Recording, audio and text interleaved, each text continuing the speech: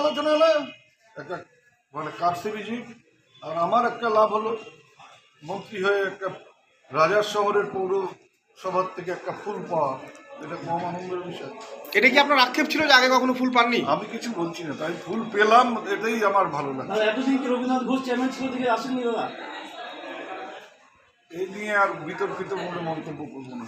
এর আগে তো দেখা যায় প্রস্তাব দেওয়া হলো, কাজের প্রস্তাব দিল পুরসভার পক্ষ থেকে, স্বাভাবিকভাবেই সবাই চায়, কি কাজের প্রস্তাব দেওয়া হলো? ওরা না, ওদের অনেক সমস্যা আছে, সেই সমস্যাগুলো যাতে শর্ট আউট করা যায় তার জন্য ওরা বলেছে। দেখি দু একটা উদাহরণ যদি দেন। রাস্তা, ড্রেন, বিভিন্ন জায়গায় কিছু সমস্যা আছে, কোথাও সোলার বাতির কথা বলেছেন।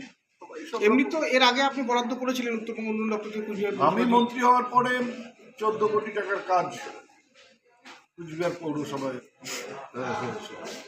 আমি সেটা এবিএমসি কলেজ বা স্টেডিয়াম বা স্কুলগুলোর যে কাজ হয়েছে সেগুলো বাদ দিয়ে, কিন্তু পৌরসভার এবার কি নতুন করে কিছু দেবেন?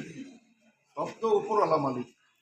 এখন তো ফিনান্সিয়াল ইয়ারটা শেষের দিকে, এখন কি করা সম্ভব? এই মুহূর্তে বললাম যে যদি সব নির্ভর করে যে ওপর থেকে কি আসবে, টাকা তো ব্যক্তিগতভাবে আমি দিই না, টাকা মুখ্যমন্ত্রী বরাদ্দ করেন, আমরা সেটা খরচ করি, যদি পাওয়া যায় নিশ্চয়ই করি। কোথাও কি মনে হচ্ছে একটা ফিল গুড পরিস্থিতি বা একটা এরকম পরিবেশ তৈরি কোনো হয়েছে? ফিল ব্যাড পরিস্থিতিতে কোনোদিনও ছিল না। দাদা, সামনে বিধানসভা নির্বাচন, কুচবিহার পুরসভা এলাকায় দেখা যাচ্ছে বরাবর লোকসভা বা বিধানসভা নির্বাচনে আপনাদের দল তৃণমূল কংগ্রেস পিছিয়ে থাকে, যদিও কাউন্সিলিং ভোটে কাউন্সিলরদের ভোটে যেতে। তো এইবার কি আপনারা মনে করছেন যে সেই পরিস্থিতিতে করা সম্ভব? মানে সব সময় মানে অতীতের পুনরাবৃত্তি হবে, ইতিহাসের পুনরাবৃত্তি হবে, সেটা ভাবার কি কারণ আছে? আপনি উত্তরবঙ্গ মন্ত্রী, উন্নয়ন মন্ত্রী হিসেবে কোচবিহার পৌরসভাতে আলাদা কোনো এফোর্ট দেবেন কাজের ক্ষেত্রে বাদ দিয়ে রাজনৈতিক?